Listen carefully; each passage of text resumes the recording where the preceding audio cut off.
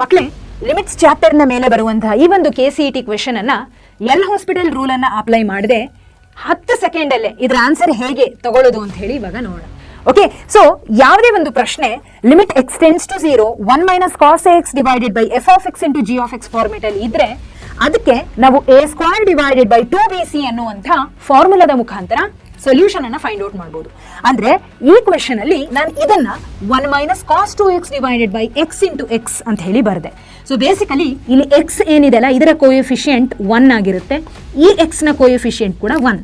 So ಇದನ್ನ B ಅಂತ consider ಮಾಡಿ, ಇದನ್ನ ಸಿ ಅಂತ ಕನ್ಸಿಡರ್ ಮಾಡ್ರಿ. ಓಕೆ, ಹಾಗೆ ಇದು ನಮ್ಮ ಎ.